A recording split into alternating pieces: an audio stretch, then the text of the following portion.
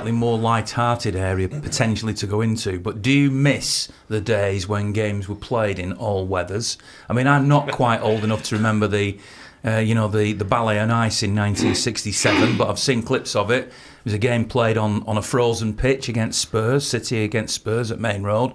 And the players who played in that game I've interviewed for Colin Bell's book and other many times actually over the years, and they talked about they took their studs off the top of the stud and left the spike, the sort of not quite a nail, but that metal bit exposed. The cleat. Yeah. So and that gave them extra grip, and that was why they new word there from Will I've never heard before. That left that sharp bit exposed, which gave them the extra grip. And Match of the Day at the time said one of the greatest of games they'd ever seen. It hasn't happened as much recently, but I've seen Nigel Gleghorn playing goal and a snowy Walsall, and players could almost pick up snowballs and throw them around during the game.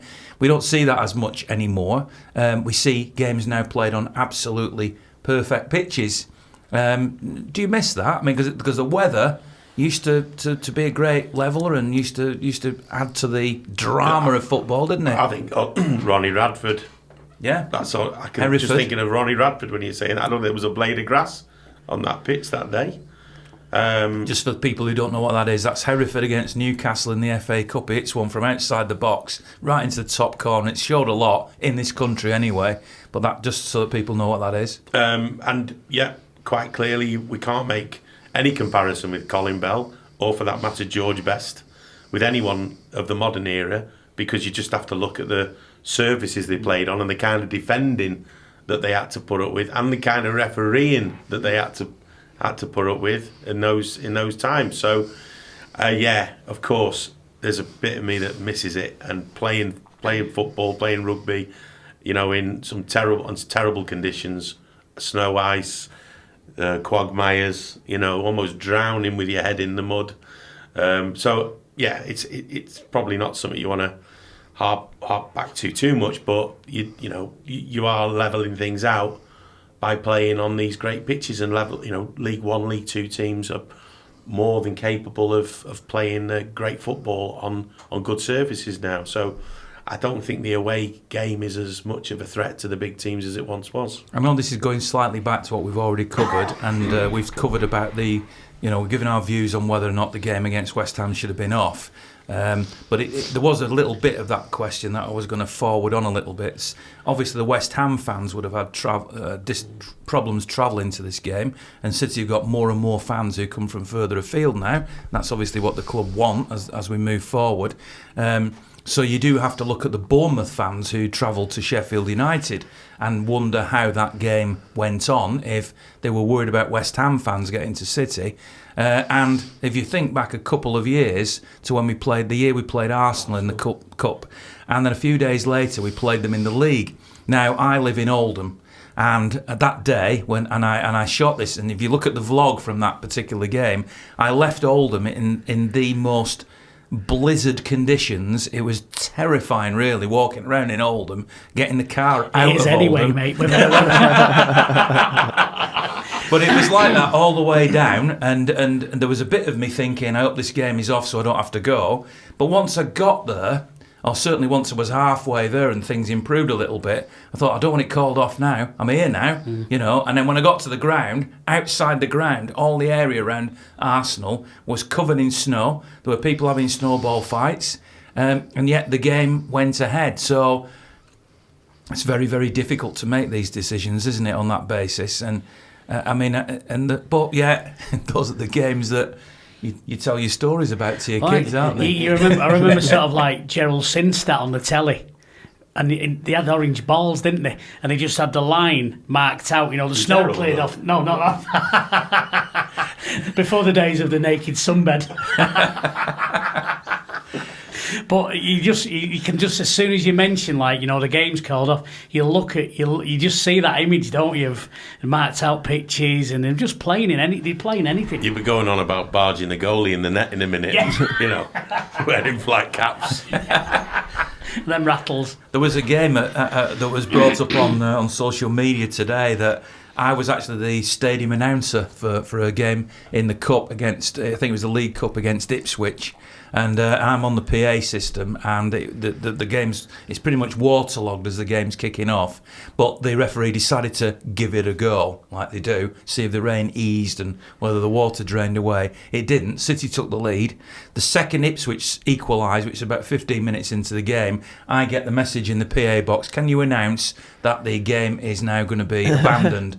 And I'm thinking, oh my goodness, they're all going to boo me. I mean, I shouldn't take it personally, but it's me that's going to make it. And as I did that announcement, the whole place was boo, and so that came flooding back. You like that? All leading up to that punchline, but it's true. It's true. The one that I can think of, a couple of years back at Turf Moor, was it?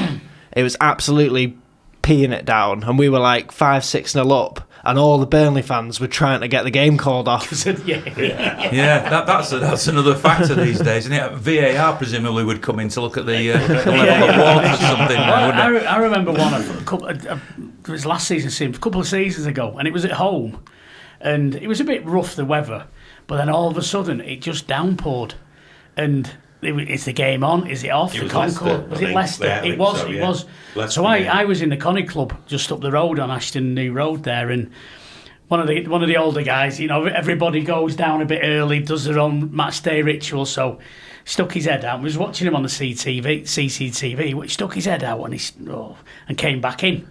Oh, he says it's terrible out there. So don't be mad. So we all sort of stood up to go, stuck our heads out. Cut a long story short, we didn't even get in the ground. We just stayed in the Connor Club and watched it.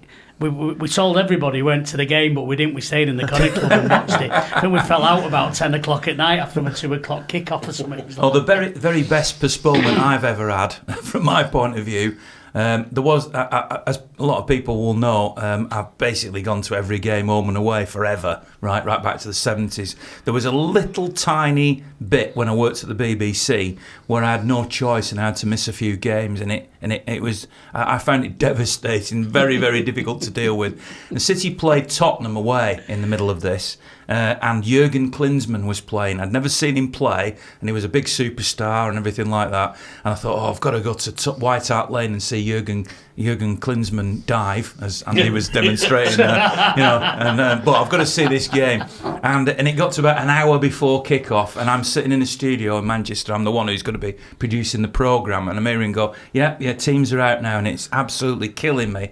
And then eventually, there's a deluge here. The game could be in doubt. And I'm going, come on, be off. The game was called off, and when it was replayed midweek, I was able to go. So there is, that is the cloud in the silver lining. The olden rain dance, eh? Actually, Ian was telling me that he had a game called off because of smog, back in the day. It's probably Jack the Ripper that was out there causing all the problems, anyway, the game's off. I'm going to read out a few questions, by the way. I've brought my glasses with me. So I'm going to read a few questions out. There's just one while you're digging your glasses out. You might need to help him with them, Will. He can't find them. Somebody brought it up on Twitter about, and it's a really interesting. I don't think there's anyone here can answer this, but it's a really good point. When it's a game called off like this, we're sort of like, we're all thinking of ourselves, how we get there and how we don't get there, and all the players and this and that. What did he do with the food?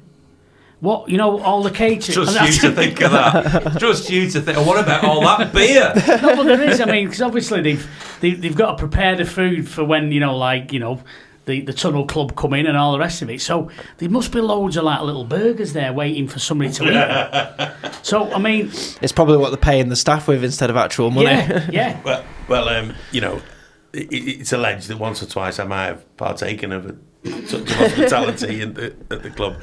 And I can tell you that we talked about Sunderland. They'll be there now partaking in it. Sunderland and Gladbach games, as Ian said, the early arrivals were in.